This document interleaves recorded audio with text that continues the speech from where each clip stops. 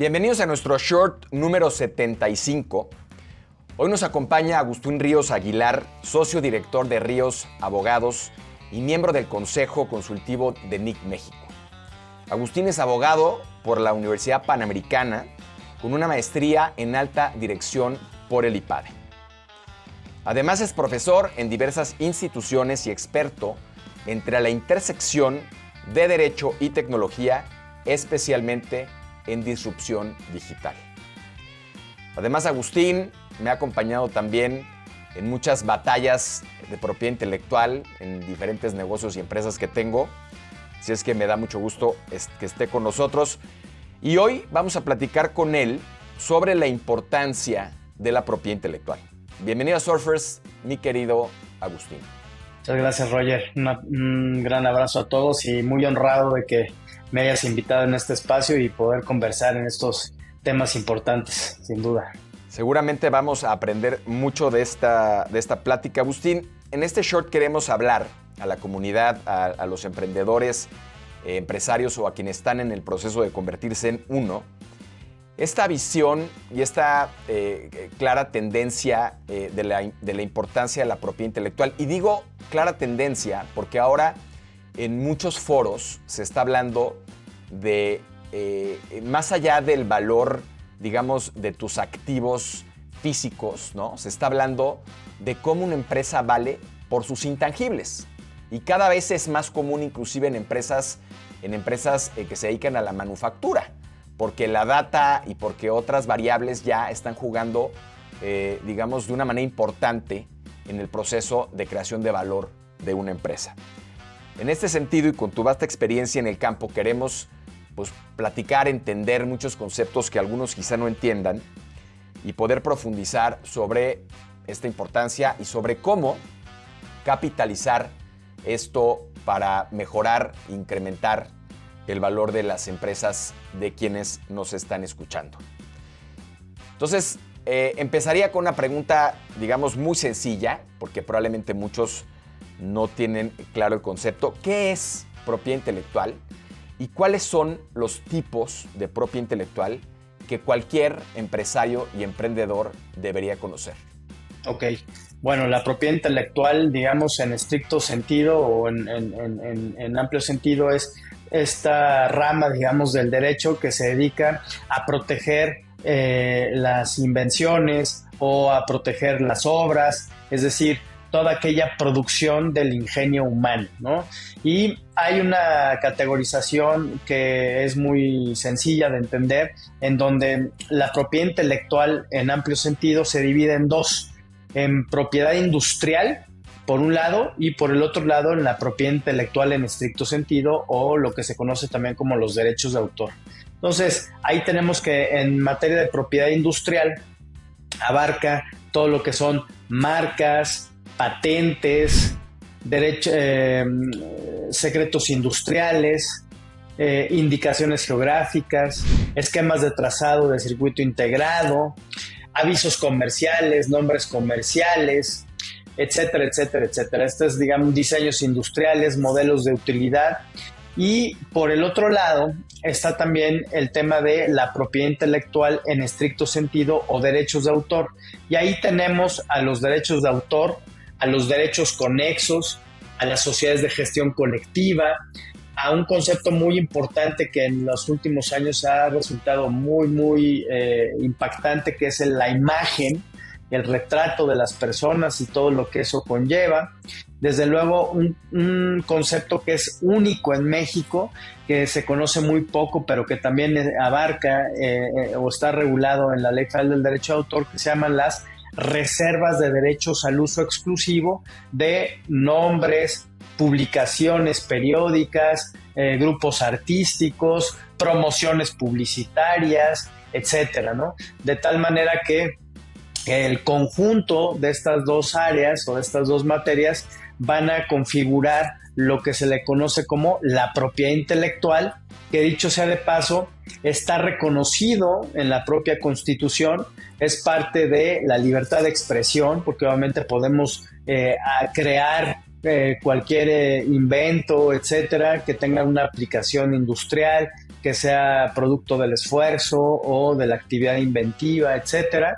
Y en ese sentido, el artículo 27 constitucional también habla sobre privilegios por cierto tiempo. Al final del día, cuando estamos hablando de propiedad intelectual, ya sea en la vertiente de marcas, patentes o propiedad industrial, o en su modalidad de derechos de autor, lo que estamos buscando es ese derecho de uso exclusivo. ¿Qué significa?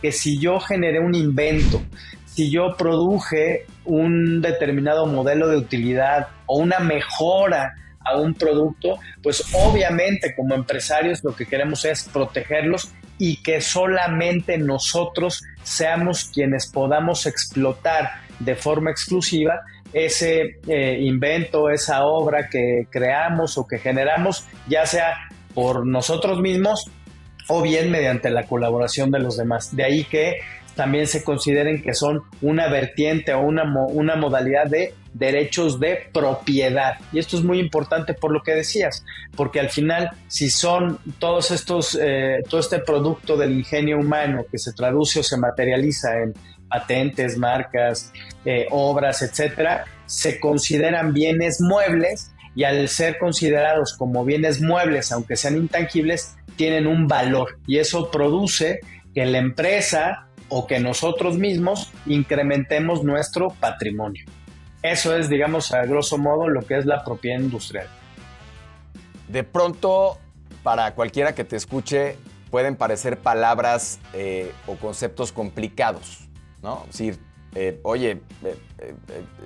al final, creo que lo que más resalto yo de lo que acabas de decir, que sea fácil de entender para todos, es algo producto del invento humano que es potencialmente un activo, ¿no? Que se puede convertir en un activo para la organización. En este sentido, si vamos, digamos, de a poco, para que todo el mundo empezamos a entender más, ¿por qué sería importante la propiedad intelectual, por ejemplo, para alguien que esté empezando, para un startup o para algún empresario que esté empezando, que diga, oye, hombre, eso de la propiedad intelectual no es para mí? ¿Por qué sí es para él y por qué sí quizá debería estar pensando desde el principio en cómo utilizarlo a su favor y no necesariamente pensar que son conceptos o términos que usen grandes corporativos o empresas, digamos, de medianas a mayores? Ok, esa es muy buena pregunta porque definitivamente esa lucha o ese concepto lo tienen todos los emprendedores porque dicen, bueno, yo desarrollo un producto o estoy desarrollando un servicio o soy un emprendedor cultural que también los existen y estoy montando una obra o estoy queriendo producir un documental, una película, etcétera. Y a mí, ¿de qué diablos me sirve la propiedad intelectual? Pues la propiedad intelectual te sirve porque puedes proteger ese producto, ese servicio, esa promoción que tú estás llevando a cabo y sobre la cual tú pretendes distinguirte de otros mismos en el mercado. Es decir, por ejemplo, suponiendo que tú quieras producir o comercializar tenis, ¿no? Que ahorita están, bueno, no desde ahorita, pero ya llevan mucho tiempo que la industria del tenis, de los sneakers, por ejemplo, pues es una industria que genera mucha lana, ¿no? Y tú dices, oh, yo quiero comercializar marcas o mi propia marca. Entonces, lo que la propiedad intelectual hace es que el diseño del tenis puede estar protegido. La marca del tenis puede estar protegido. El mismo tenis puede estar protegido. Y si tú no tienes el permiso, el aval, la autorización del titular, por ejemplo, en el caso de que sean productos de terceros, o bien si va a ser tu propio producto, pues obviamente lo que vas a querer es registrarlo, protegerlo, para que cuando ese producto se desplace en tu canal de distribución o tu canal de venta, pues obviamente no haya terceros que estén copiando ese esfuerzo, lo estén imitando o como se le llama coloquialmente, lo estén pirateando. Entonces hay dos formas de verlo así, o hay dos formas de ver la importancia de la propiedad intelectual. Uno, digamos, en el sentido romántico y en el sentido propositivo y activo es yo quiero proteger mis creaciones para evitar que terceras personas lo hagan o se apropien de mi esfuerzo y no sea a mí a quien me estén retribuyendo. Pero hay gente también que dice, bueno, a mí no me importa, yo necesito salir, lo voy a hacer de cualquier manera. Y también la propiedad intelectual te enseña, porque si tú lanzas un producto, un servicio que invade los derechos de terceros, bueno, pues las sanciones también son muy severas en esta materia y también, pues obviamente puedes aprender con los errores, ¿no? Si tú dices, oye, no voy a pedir permiso o simple y sencillamente no busco que la marca que yo voy a utilizar, por ejemplo, no esté registrada por otra persona para los mismos o similares productos, lo que vas a estar haciendo es trabajando para esa persona que cuando se dé cuenta, presente una demanda, te reclame daños y perjuicios y tengas que acabar pagando pues, una buena lana, digamos, y me preguntarías, o todos se podrían preguntar, ¿y qué es una buena lana? Bueno, pues en materia de derechos de autor estamos hablando más o menos del 40% de las ventas, eso es por concepto de daños y perjuicios, y en materia de propiedad industrial el parámetro es lo mismo, más las multas. Entonces, a veces ni modo, a los emprendedores nos toca aprender, queremos ser muy aventados, queremos ser muy arrojados, digamos, pero a veces no medimos las consecuencias o justamente no le damos la importancia que tiene en este doble sentido a la propiedad industrial, a la par de que puede ser también un magnífico aliado. ¿Por qué? Porque, por ejemplo, si yo estoy desarrollando un software que también es objeto de protección en materia de derechos de autor, por ejemplo, las pinturas, el software, las bases de datos, las caricaturas, los libros, en fin, aquí hago un paréntesis porque hay una reflexión muy interesante que leí hace mucho en un libro en esta materia que justamente se cuestionaba cuánto valía la propiedad intelectual y partían de la premisa de que todo lo que ves, todo es una creación. Los audífonos que traes los inventó alguien. La playera que traes la inventó alguien. El micrófono que tenemos, la misma computadora, ni se diga el internet, etcétera. Entonces, si nosotros no respetamos y o no lo protegemos, entonces lo que va a suceder es que está disminuyendo el valor y a veces no solamente disminuye el valor, sino que tenemos que pagar una sanción que le puede costar a la empresa muy caro. En cambio, si lo protegemos y destinamos recursos para protegerlo, esos activos tienen un valor conforme a una norma mexicana que evalúa los activos intangibles y eso provoca que se incremente tu patrimonio, eso provoca que puedas heredarlo. Ahora que estamos en septiembre y es el mes del testamento, he estado pensando, por ejemplo, la gente decimos, oye, o los emprendedores, es que yo no soy Telmex o no soy Televisa y no tengo tantos activos, etc. Pero los tienes. Hoy tienes una base de datos de clientes, hoy tienes a lo mejor un desarrollo que te hicieron, hoy tienes un producto estrella que puedes estar vendiendo o un servicio, tienes secretos o información confidencial, es decir, el know-how que tú aplicas para poder obtener esa ganancia.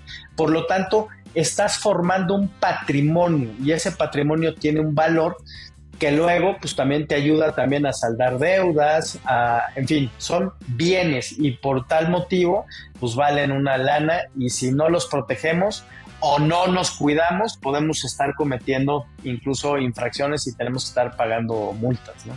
A ver, no lo pudiste decir más claro, es decir, creo que tiene que haber un cambio de paradigma del lado del empresario y del emprendedor de entender que esto no es un gasto, que es una inversión y que esta inversión va a pegarle al balance general, ¿no? Este balance del que hemos hablado también en otros shorts, que es el patrimonio que tiene el empresario, pero que como dices, como puede ser y se puede convertir en un activo, como se puede convertir en un liability, porque si estás infringiendo, eventualmente vas a tener que ponerle. Entonces, sí hay que tener claro que es algo real, o sea que es tangible al final del día en el balance general. Inclusive, como decías, a través de esta norma podemos tener y capitalizar el valor en pesos o en dólares o en lo que sea, y que todos entendamos que es una materia y no es una ilusión. ¿Cuáles serían, desde tu punto de vista, los primeros pasos que cualquier emprendedor o empresario tiene que hacer para empezar a ordenar, digamos, la casa y empezar con el tema de la propiedad intelectual en su organización? Lo primero es lo que tú acabas de decir. Primero, que entiendan y que cambien su mentalidad.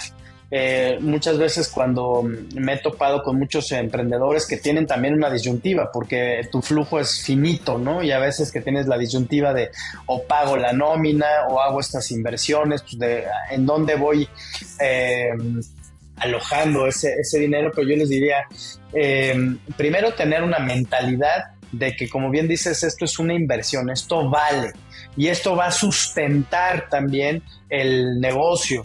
Si el negocio no va bien, de todas maneras se puede vender, se puede intercambiar porque son bienes. La otra es detectar el mercado donde van a competir o donde van a distribuir o van a comercializar sus bienes o sus servicios y empezar a preguntarse una cuestión muy importante. ¿Es mío? Así de sencillo.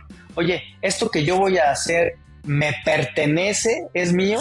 Entonces, por ejemplo, si estás en la industria del software y voy a desarrollar un servicio en la nube o voy a ofrecer o soy inclusive un influencer, en fin, hay muchas modalidades de emprendedores, ¿no? y de productos y servicios, pero la pregunta ¿es mío? ¿Ya lo tengo? ¿Forma parte de mi patrimonio? ¿O no?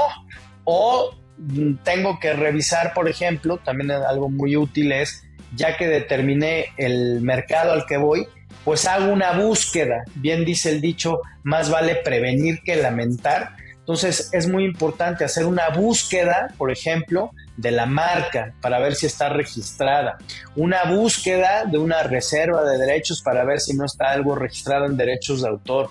Puedo hacer una búsqueda que se le llama del estado de la técnica, es decir, si yo voy a lanzar, por ejemplo, un sacacorchos automatizado que me mide la temperatura de un vino, bla, bla, bla, pues entonces evidentemente no desarrollé o yo no inventé el sacacorchos, pero si yo le estoy adicionando una mejora, esa mejora también puede ser objeto de protección y entonces yo puedo ir al INPI y preguntarle al INPI, oye INPI, tú tienes registrado y está aquí en tu base de datos algún sacacorchos que tenga estas características, etcétera.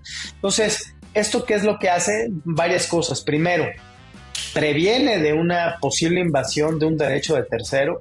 Segundo, si ven que el camino está despejado y que no hay esa invasión, pues entonces ustedes pueden definitivamente, con toda seguridad, solicitar el registro, planificar, sabiendo que no están invadiendo derechos de terceros. Y algo que también es muy importante, porque no a veces se tiene el flujo o el dinero para hacer toda una estrategia muy completa en materia de propiedad intelectual, sino tienes que ir pian pianito, pero vas generando evidencia y uso de la distinción o de la comercialización, ¿no? Por ejemplo, existen estos tabúes de que es caro, ¿no? Yo cuando doy clase a los emprendedores me dicen, oye, es que no sé si registrarlo o no. Bueno, pues vamos a hacer la cuantificación. ¿Cuánto cuesta registrar una obra en México? 350 pesos. ¿Cuánto cuesta registrar una marca? Pues 2,500 pesos, 2,800 pesos, 3,000 pesos, digámoslo así. Oye, ¿por cuánto tiempo? 10 años. En el caso de las obras, 350 pesos por toda tu vida más 100 años después de tu muerte. Entonces, no creo que sea un tema de flujo, sino más bien es un tema de entender, de saber. Las patentes, por supuesto, cuestan un poco más, implican más tiempo. Sin embargo, la pregunta ¿es mío? ¿Lo puedo hacer? ¿Yo tengo el derecho de exclusividad? ¿Tengo el título que avale que yo soy el dueño de esto? ¿Le hice firmar a mis empleados, por ejemplo a mis colaboradores, un convenio de confidencialidad para que no se divulgue la información o un secreto? Ahorita justamente hace unos minutos antes de estar platicando contigo, les cuento una historia para que sepan cuánto vale o qué importancia tiene esto. Es un matrimonio que desarrolla toda una cadena de comida, una franquicia, unos tacos, vamos a llamarlo así. No voy a decir ahorita la marca, pero es una marca conocida que todo el mundo conocemos. Y fallece uno de los dueños, era un matrimonio, y las hijas, tenían 5 hijas, ninguna de las hijas le interesa el negocio, pero es un negocio tan próspero, tan noble. Dicho entre paréntesis, hasta yo en un momento me cruzó por la mente comprarlo para seguir el negocio. Al final decidí no hacerlo, pero ellos continuaron y hoy me hablaron justamente porque heredaron la marca y van a vender la marca. Es decir, después de 5 años que llevan tratando de que no les interesa, ¿no? Las hijas se dedican a otra serie de cosas, pero es tal el patrimonio que le dejaron los papás y es tal el valor que tiene de posicionamiento en la mente, y llevan muchos años, desde 1974, si no mal recuerdo, o por ahí así. Hoy tomaron la decisión de que otra cadena de alimentos les está comprando las marcas. Y hoy me dijeron: oye, Agustín, ¿qué tenemos registrado? Porque eso es lo que vamos a vender. Y bueno, pues, obviamente tienen nombres comerciales, tienen marcas y les van a pagar una buena lana por las marcas, ni siquiera por la empresa que opera, sino la decisión que se tomó es que se vendieran los activos. Entonces ahí tienes una historia de cómo 2 emprendedores, matrimonios, el señor fallece, la señora obviamente pues no le interesa, ya digamos, ya es gente mayor, operar el negocio todos los días, las hijas se dedican a otra cosa y no les interesa, pero tampoco estaban dispuestos a malbaratar, digamos, el negocio de esas marcas, y hoy las están vendiendo después de 5 o 6 años de esfuerzos por colocarla en la marca. Entonces, pues ahí tienes un resumen, digamos, muy rápido de que si no hubieras registrado las marcas, por más posicionamiento que tengas, no vas a tener ese derecho exclusivo y no puedes vender y no puedes capitalizar, ¿no? Como dicen, uno nunca sabe. Ya les llegó la hora, las van a vender y pues enhorabuena por ellas y por todo el esfuerzo de tantos años capitalizado en ese nombre de tacos que existe aquí en la ciudad de México. Oye, y como este ejemplo hay muchos, pero uno que me viene muy rápido a la mente que quizá mucha gente no sabe, es simplemente el valor de la cartera de clientes. Y no solamente en términos de la facturación, que claramente es el valor que normalmente adquiere alguien que esté interesado en el negocio, pero simplemente la base de datos, ¿no? La historia de esa base de datos, de la gestión con esos clientes, tiene valor más allá de la facturación, digamos, que esa empresa puede estar teniendo con ellos. ¿Cuáles son, en tu experiencia, los errores más comunes que comete la gente en el caso de la protección? ¿Qué es lo que más ves y qué es lo que habría que evitar en lo general cuando estamos pensando en proteger nuestros derechos? Primero, pereza, porque les da una flojera, digamos, investigar, ¿no? Hace unos días veía yo algunas ilustraciones que te hacen pensar y decía, el Internet y todo lo que puedes aprender en Internet, o sea, es infinito. Sin embargo, el tiempo que malgastamos en algunas otras cosas, pues te hace como procrastinar y te hace ser flojo, digamos, mejor no lo hago y no me importa. Como que hay un desdén, como que los emprendedores, desafortunadamente, tanto en las universidades como en la vida misma, no le dan el valor que tiene a la propiedad intelectual, y esa barrera, digamos, cultural, psicológica, es algo muy importante. Sin embargo, cuando lo entiendes y cuando ves las bondades de la propiedad intelectual, entonces la visión cambia, porque entonces empiezas a tener y a proteger absolutamente todo, e incluso hay gente que hace negocio de la propiedad intelectual, ¿no? Si nosotros, por ejemplo, tomamos como experiencia lo que acaba de suceder el lunes, antier, que el iPhone, digamos que Apple está dando como cada año nuevos productos. Hay un estudio de la Organización Mundial de la Propiedad Intelectual donde te dice que más o menos el 60 o el 70% de lo que es los dispositivos son propiedad intelectual. bases de datos, como dices, aplicaciones, programas, diseños industriales, software, desde luego, dibujos, animaciones, etcétera, etcétera, ahora inteligencia artificial, etcétera, etcétera. Es decir, de un producto ustedes pueden sacar, digamos, cuánto de ese producto es costo, material o insumo y cuánto es propiedad intelectual. Nike es lo mismo, tienen diseños, pero pues lo que vale es el diseño y la marca.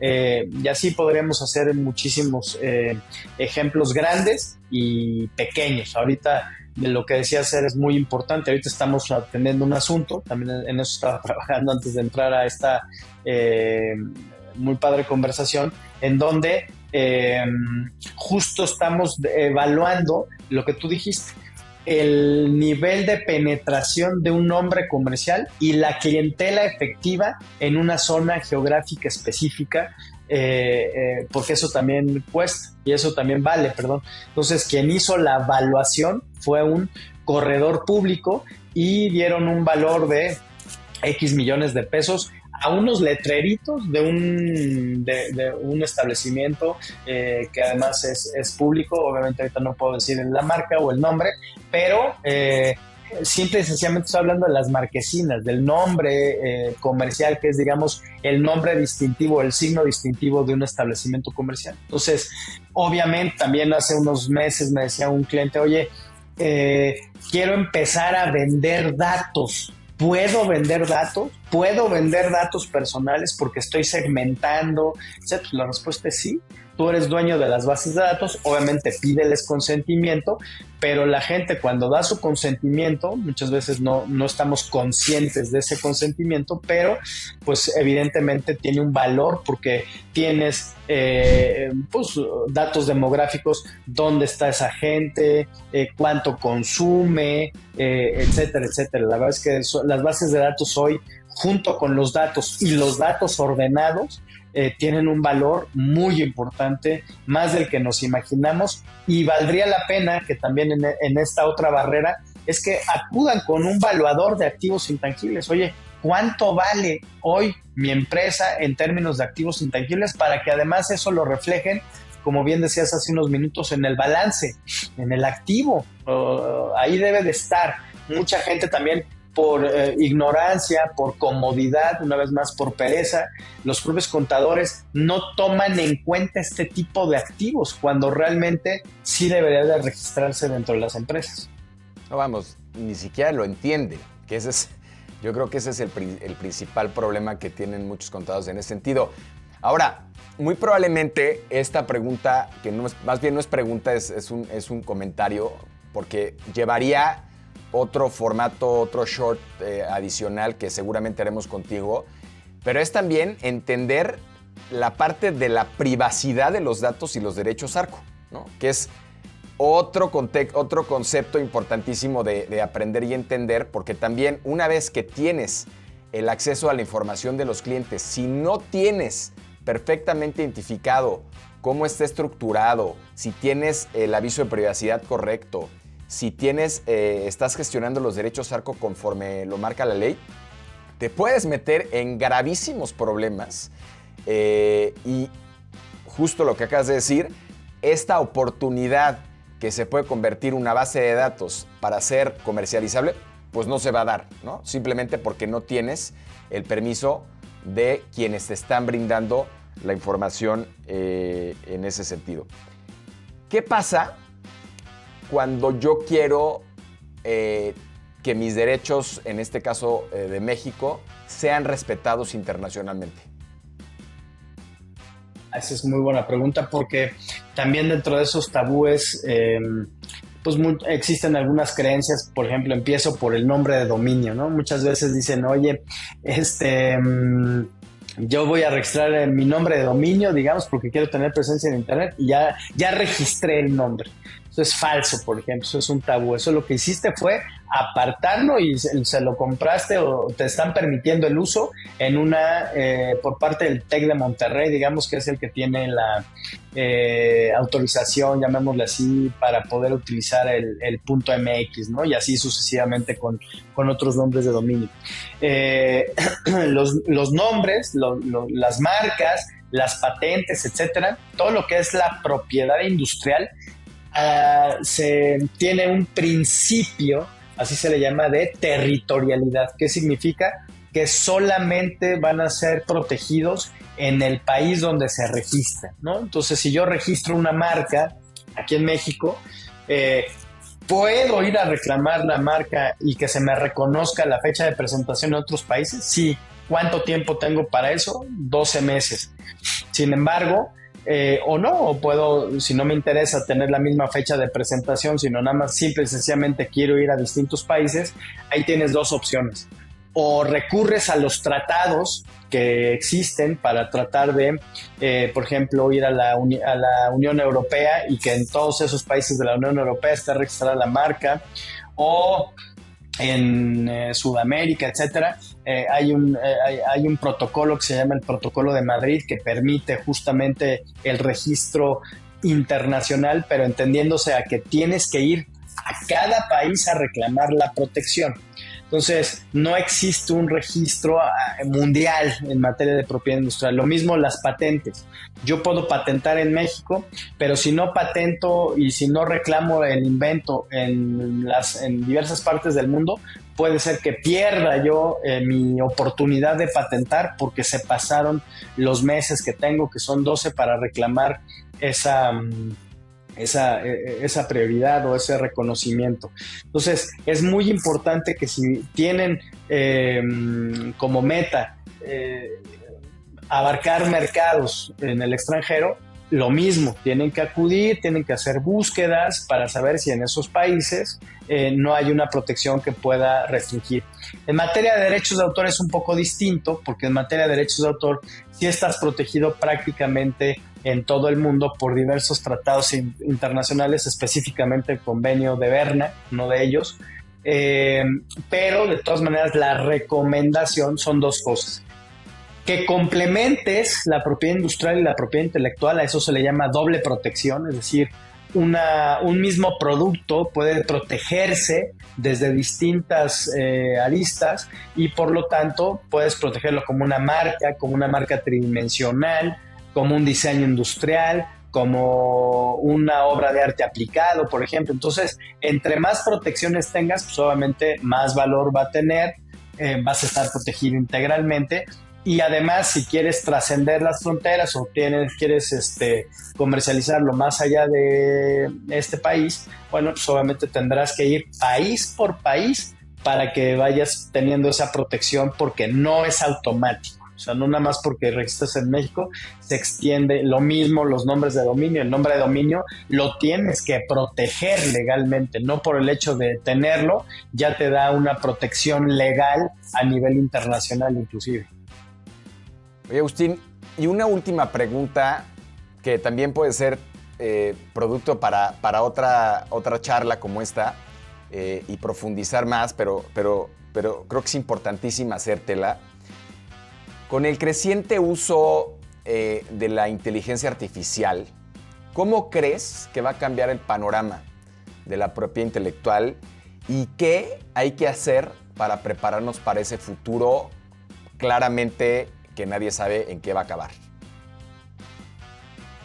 Bueno, entonces hay varias vertientes o varios incisos, digámoslo así. Primero, pues hoy ya la propiedad intelectual y la inteligencia artificial, desde mi punto de vista, son un binomio inseparable. ¿Por qué? Porque la inteligencia artificial son algoritmos al final del día. O sea, ya fue entrenada la inteligencia artificial, digamos, la que gustes, ¿no? Estamos hablando de Copilot o de ChatGPT o de Midjourney, dependiendo para lo que estés usando, digamos, la inteligencia artificial.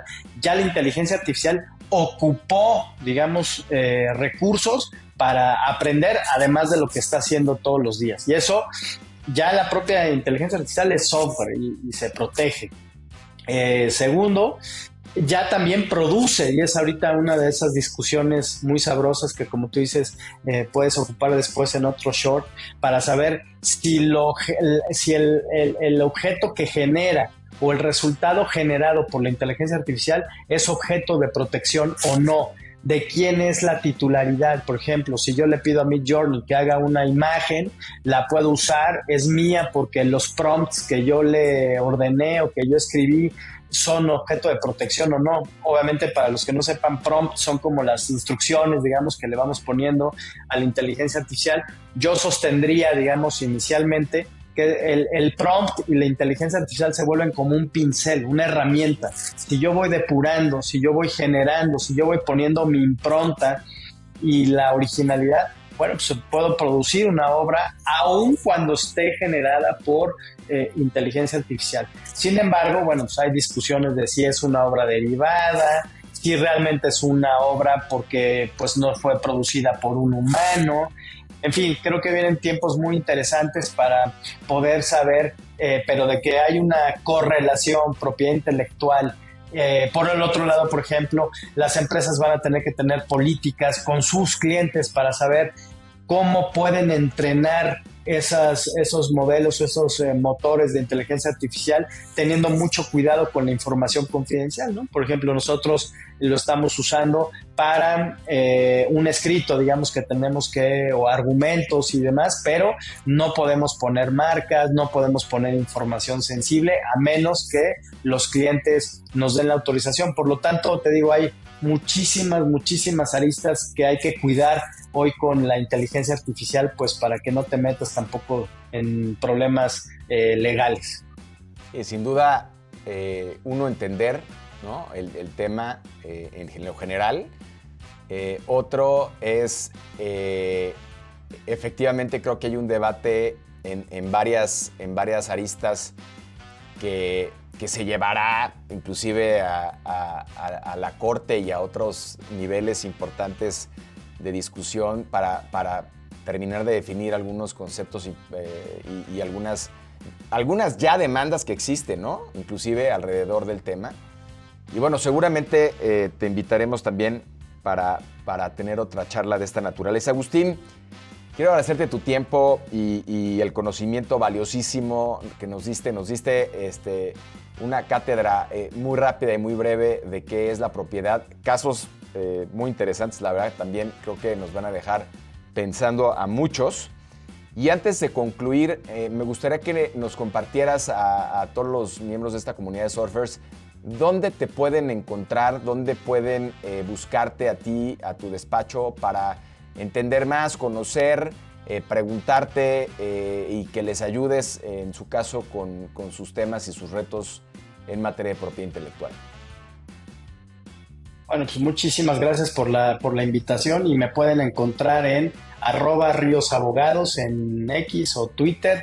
Estamos también en www.riosabogados.com, y también estamos en Ríos Abogados o Agustín Ríos en Facebook, en LinkedIn, etcétera. Así es que, y si googlean también Ríos Abogados o Agustín Ríos, seguramente nos van a encontrar, y con mucho gusto estamos a las órdenes de todos ustedes para que no le saquen y registren y se protejan, porque les va a ir mucho mejor protegiendo con nosotros o inclusive uno mismo. La verdad es que ya también el INPI y el INDAUTOR, eso es interesante también decir en conclusión, también han puesto y han hecho un esfuerzo por acercar, digamos, la propiedad intelectual. Entonces realmente es quitarse ese miedo, esa pereza, sacar la cartera, a invertirle unos 350 pesitos, unos 3,000 pesos, y empezar a proteger. Y pues si las cosas no van bien, pues de todas maneras se pueden vender, y ese proceso y esa experiencia sin duda va a ser muy enriquecedora también. Sin duda, perder el miedo me gusta, y la palabra invertir para crear valor. Agustín, muchísimas gracias por atreverte a surfear estas olas cortas con nosotros y ser parte de este movimiento para ganar, para compartir y para impactar. Esto fue Surfers, y nos vemos en el siguiente episodio.